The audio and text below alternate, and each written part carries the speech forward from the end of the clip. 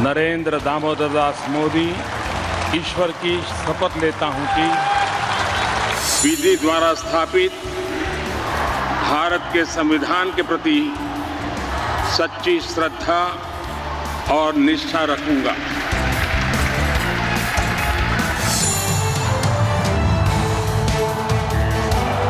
तीसरे कार्यकाल में देश बड़े फैसलों का एक नया अध्याय लिखेगा।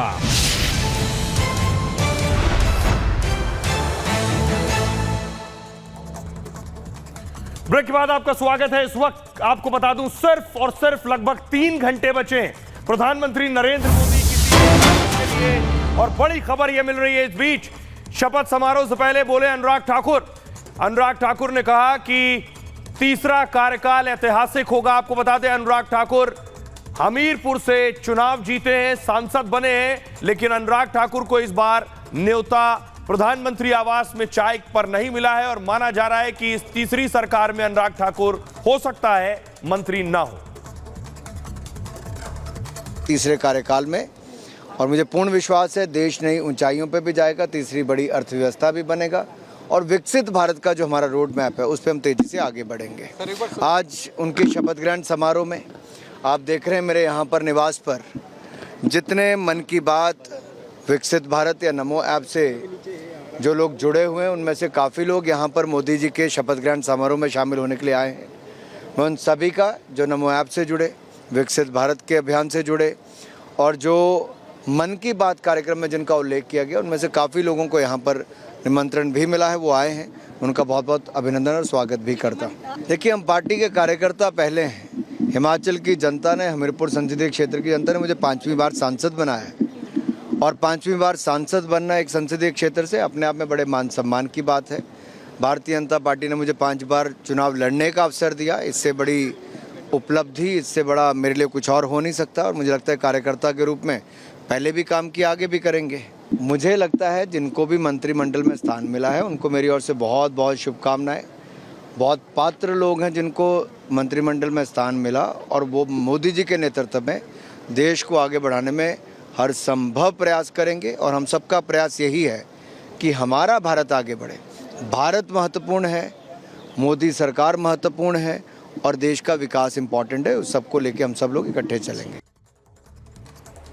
और आपको बताते हैं कि राज्यों का प्रतिनिधित्व भी इस मंत्रिमंडल में बहुत इंपॉर्टेंट है। उत्तर प्रदेश जहां से बीजेपी के लिए एक सेटबैक रहा, लेकिन वहां से मंत्री सबसे ज्यादा हैं। राजनाथ सिंह खुद तीसरी बार मंत्री पद की शपथ लेंगे, नरेंद्र मोदी की इस कैबिनेट का हिस्सा होंगे। वहीं जयंत चौधरी जिन्हें लेकर समाजवादी पार्टी सवाल उठा रही थी, उन्हें मंच पर जगह नहीं थी, लेकिन उनकी जगह कैबिनेट में है। वहीं हरदीप सिंह पुरी राज्यसभा के सांसद हैं उत्तर प्रदेश से, उनको भी जगह दी जा रही है। एक बार फिर मंत्रिमंडल में नरेंद्र मोदी की अनुप्रिया पटेल घटक दल की नेता है और एक बार फिर नरेंद्र मोदी की इस कैबिनेट का हिस्सा होंगी, वो भी यूपी से। जितिन प्रसाद को भी जगह मिल रही है नरेंद्र मोदी की इस कैबिनेट में। वहीं बीएल वर्मा भी नरेंद्र मोदी की इस कैबिनेट का हिस्सा होंगे। उत्तर प्रदेश के वो चेहरे जो कि अब एनडीए 3.0, पंकज चौधरी भी उन्हीं में से एक चेहरा है।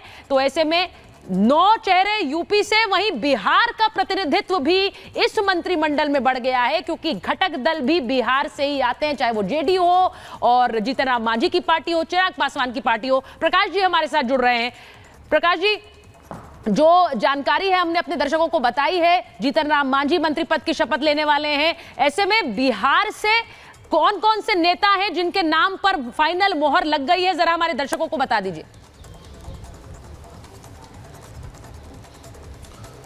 देखिए, बिहार से जो प्रतिनिधित्व मिला है, भारतीय जनता पार्टी ने गिरिराज सिंह को बनाया जो कि भूमिहार समाज से आते हैं, जो आधार वोट है, और नीतीश कुमार ने ललन सिंह को बनाया, वो भी भूमिहार जाति से आते हैं। तो 2 भूमिहार कैबिनेट मंत्री बन रहे हैं और इत्तेफाक से दोनों एक ही इलाके से आते हैं, तो एक तरीके से इसे इम्बैलेंस कहा जाएगा। दूसरी बात, नीतीश कुमार ने रामनाथ ठाकुर को बनाया, अति पिछड़ी जातियों में मैसेज दिया, अति पिछड़ी जाति जो है 32% है वहाँ पे, और कर्पूरी ठाकुर के बेटे हैं। और बीजेपी ने निषाद को बनाया है, राजभूषण निषाद हैं, जो कि मुकेश सहनी एक उभरते हुए नेता हैं, सहनी समाज के मलाहों का अच्छा वोट है। वो देख रही थी बीजेपी की एक दूसरा नेता पेनिट्रेट कर रहा है, तो मैसेज देने के लिए निषाद को बनाया गया है। ब्राह्मण चेहरा में सतीश दुबे को बनाया गया है। इम्बैलेंस ये है कि 2 भूमिहार जाति को बनाया गया है, राजपूत समाज से किसी का प्रतिनिधित्व नहीं हुआ है बिहार में, जो कि बीजेपी का आधार वोट है। शायद इस त्रुटि को बाद में वो पूरा करने की कोशिश करेंगे। राजीव प्रताप रूडी, राधा मोहन सिंह, जनार्दन सिंह सिग्रीवाल बीजेपी से जीत के आए हैं। आरके सिंह इस बार चुनाव हार गए हैं। आरके सिंह उस समाज का प्रतिनिधित्व कर रहे थे, तो वो ये एक इम्बैलेंस दिख रहा है। और वैश्य समाज जो कि आधार वोट रहा है, उसका प्रतिनिधित्व नहीं हुआ है। लेकिन चूंकि गठबंधन दल के कई गठबंधन दल हैं, तो प्रकाश जी आपके पास आऊंगा, आसान नहीं है। जी प्रकाश जी आपके पास आऊंगा। बहुत इंपॉर्टेंट जानकारी प्रकाश जी दे रहे हैं बिहार के बारे में, कि उनका मानना है कि एक कास्ट के मामले में एक इम्बैलेंस नजर आ रहा है। हो सकता है आगे जब कुछ और एक्सटेंशन हो, कुछ नए कैबिनेट एक्सपेंशन हो, तो नए चेहरों को तब कास्ट बैलेंस हो।